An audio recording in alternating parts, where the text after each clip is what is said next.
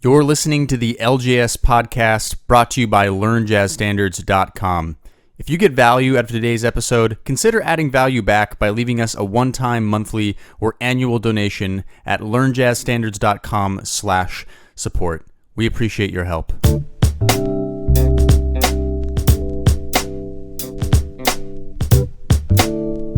All right, hey, what's up, everybody? My name is Brent, your host of the LJS podcast, and welcome to episode 34, where today I'm going to be talking about something that a lot of people actually consider controversial. I'm basing this talk today off of a blog post that I did a few years ago that really made some waves on the internet, and it was greeted with lots of praise, but I also got some hate mail over it. So today's show should be interesting, and the topic today is how playing gigs for free for no compensation is actually destroying the music economy. And there's a lot of things I'm going to talk about that in particular. Before we dive into this today, I just want to invite you, if you haven't before, to become part of the Learn Jazz Standards community. And the best way you can do that is by signing up for our newsletter. Those who sign up for our newsletter, who become part of the jazz community, are truly getting things that those that don't sign up aren't getting. You're getting lots of free stuff, inside access, and you're the first to know about new content. So if you have not joined the LJS community, go to learnjazzstandards.com/newsletter and sign up there. As a little bonus perk, you actually get our free ebook,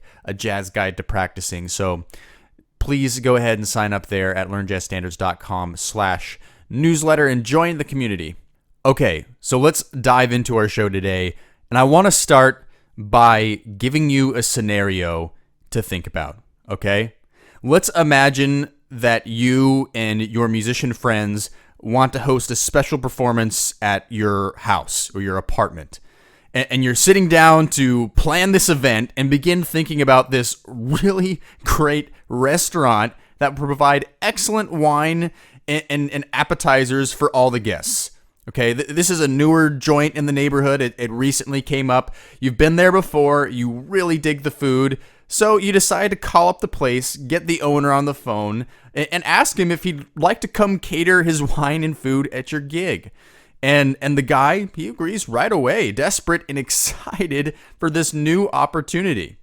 So he asks what the compensation would be for catering his products at the event, to which you reply, well, listen, here's the deal. We don't really pay our caterers normally, but you can totally put out a tip jar. That's cool. And here's the other thing, though. We really are looking for someone who can bring more people to the gig. You need to bring at least like 10 people in order to serve your stuff. But if you bring 20 plus people, we will consider throwing you like a little dough we make from the cover charge.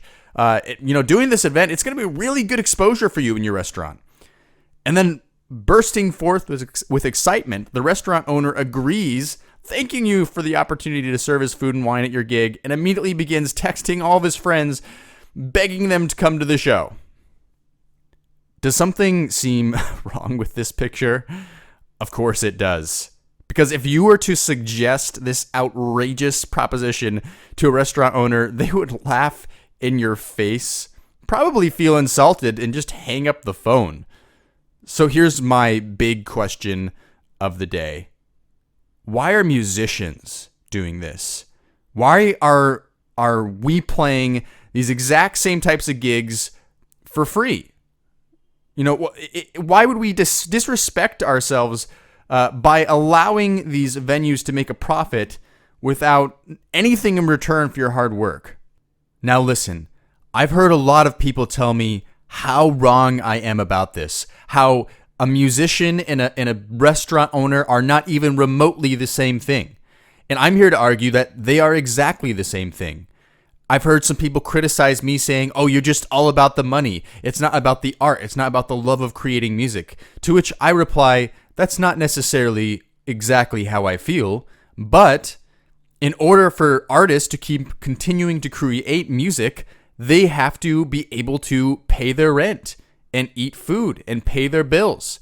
So there's a lot of counter arguments to what I'm going to say, and indeed there is some controversy to it. But I'm here to argue to you today why playing gigs for free is going to be harmful to the music economy in the long run. And there's three audiences really I'm speaking today. I'm speaking to hobbyists and students, which most often are the ones guilty of playing gigs for free. I'm speaking to professional jazz musicians or musicians in general, which many will agree with me on a lot of the things I'm saying today.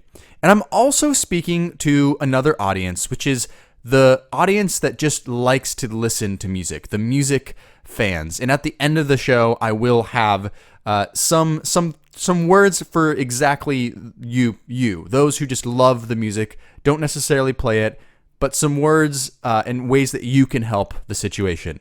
So let's go ahead. I'm going to dive in and give you 3 reasons why you need to stop playing gigs for free.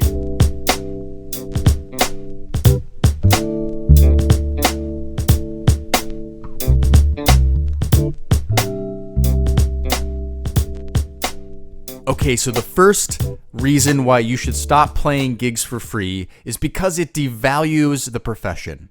It devalues the profession. And I want to ask you this question really quick. You know, a lot of you who listen to this show, you already have a career. You have a day job and you work outside of music. You like to play jazz, you like to listen to jazz perhaps, but of course you already have a job. You're a hobbyist, or perhaps you're even a student going to college, or you're in high school. And you know, whatever job you do, maybe you're an engineer, maybe you're a florist, maybe you are a restaurant owner, or maybe you work at an auto body shop. It doesn't really matter what you do. What you do is beneficial to society. The reason your job exists is because it's necessary for society to function, or it's a service that the society that you live in wants. And let's go back to music for a second. Does society need music? Of course. I think no one would argue against that. Music is essential to life. Art is essential to life. But in order for us to have this art, to have this music at a high level, there needs to be those who dedicate their lives to doing it. Would you agree? The same as you, or maybe someone else you know, has dedicated their lives to whatever career they're doing. And so when we play gigs for free, when we start conditioning the minds of venue owners that they don't have to pay for the music to entertain their customers, to bring more customers in the door, to entertain their customers, then really, why would they ever pay for it at all? Because it devalues the profession of music. It makes them think, well, I can get cheap labor, or I don't have to pay them at all, and it's easy, and I can get some benefit for my restaurant, for my venue, whatever it may be. So if you're going to condition the minds of music owners like that, then they stop paying for live music altogether. Pretty soon, it's hard for musicians in general to make any bit of their money from live performance. So it devalues the profession. Now, let me be clear about something really quickly, and I'm not talking about charity gigs. You know, I've played many charity gigs myself. I think you should always use your musical talent to serve others in need. Just make sure that your charity is not the profit of a business owner, because you are a business owner yourself. Your services both deserve compensation. So playing gigs for free, it devalues the profession. Okay, the second reason for not playing gigs for free is you're cheating yourself. Okay, think about everything that you've done to get to where you're at now. When you play a gig, you're displaying thousands and thousands of hours of hard work, or maybe not that much, but some amount of hours of hard work. I mean, you suffered through lots of frustration, sacrificed even money to hone your craft. So don't let all this time and energy go to waste by giving it all away for free. I mean, you're so much more valuable than that. Music is so much more valuable than that. Art was what drives culture forward. And you're being an ambassador of art. So you're giving a great service to your community, but you still need to survive just like everyone else. Or you still need to help others survive by not devaluing the profession. I also want you to think about some of the other things that go into playing a gig that aren't even necessarily musical. I'm talking about your subway fare to get there and back, or even your gas money to get there and back, but I'm mostly talking about the time. This is something to think about because for me, my time is very valuable. Time is money for me, or time is time that I could be spending with friends or family. Something else that benefits another part of the condition of my life. So I want you to think about this. Perhaps this gig that you're playing is 3 hours. Let's just say that it takes you 2 hours to get there and back. So 1 hour to get there, 1 hour coming back, starting from the time you load stuff into your car. And then let's just say that it takes an hour for you to set up your gear and tear it down. So half an hour to set up, half an hour to tear down. Well, suddenly this gig that you're playing isn't 3 hours. It's actually 6 hours. This is a 6-hour gig that we're talking about here. That's a lot of time to be spending to get paid no money, to get no compensation for your hard work, for your artistry, for providing services that benefit a business owner. So that's something to also consider, to think about. So you're cheating yourself when you're playing gigs for free, and you're not valuing exactly what you do and promoting others who do the art.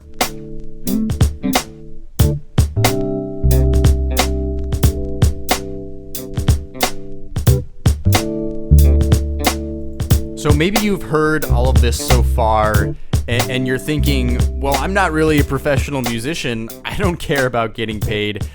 I just love to play. So who cares if I play a gig for free? I have a day job. I don't need the money. I just do this for fun, for leisure, for pleasure. Well, hear me out on this one. And this really piggybacks off of the point about devaluing the profession, but it focuses less on just devaluing the actual career of musician and more about the long-term effects, which is it hurts the music economy. I'm going to expand on this from what I talked about earlier. Let me put it this way. Just as a business owner, or let's say a restaurant owner, could never make good business constantly giving away products for free, neither can musicians. We don't walk into restaurants and expect to get a free meal. I mean, that would be absurd, right? That would just never happen. And so unfortunately for those of us that call music our profession, our livelihood, when people play gigs for free, it suddenly starts devaluing our profession to the point where we can't really make money from playing gigs, or very little at that, because there are too many people just doing it for free, giving venue owners a pass, essentially. And this creates a lot of complication. We've already discussed how music is important, and so musicians need to be playing gigs, need to be getting paid for their services. If they're not able to play gigs, then they're not going to be able to continue to create music. So suddenly you have this world where no one's really paying for live music. So therefore the quality of the live music is going to go down, because the professional musicians just can't support themselves as even part of their income, as even part of what they bring in. Of course, musicians usually have multiple different revenue streams, but gigging is obviously the lifeblood, at least creatively, at least artistically. It's the lifeblood of what they do and why they do it. So it damages the economy in the long term. I mean, I'm thinking about looking ahead even. It's just not good for music in general. So it damages the economy. Now, I want to quickly just talk to those who are just fans of the music, and those that listen to jazz in particular, because this podcast is a jazz podcast. What can you do to help the music economy? Like, maybe you don't play gigs, so therefore you're not playing them for free. That's the hobbyists and the students that are mostly doing that. So what can you do to help the music economy? Well, first of all, if you're a fan of someone's music, then pay for their albums, okay? Don't just listen on Spotify or look up on YouTube. If you've listened and you've decided you like this music, you're a fan, then pay for it. Be willing to pay for it. That's really a huge help. That's really something that you can do. In addition to that, if you are a fan of someone's music, then go see them live. If they're coming into town, go see them live. If you're a fan of local musicians, then go out and see them live. Be a fan, a supporter of your local music scene, because the local music scene is really the lifeblood of the music industry. It's not the big guys on top that are touring all over the world. I mean, that's important, of course, but the ones that really support the music economy, that support art, is local. So support your local artists, become fans of their music, and just be a supporter. And that's the advice I can give to you.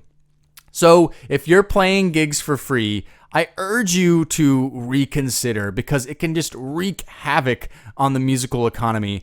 I know that not everybody will agree, and at the end of the day, I'm not going to set down a certain price that you should play your gig for. I would just say by starting, at the very least, don't play for free. Don't go uncompensated for giving a service away to another business owner who indeed will be making a profit off of your art.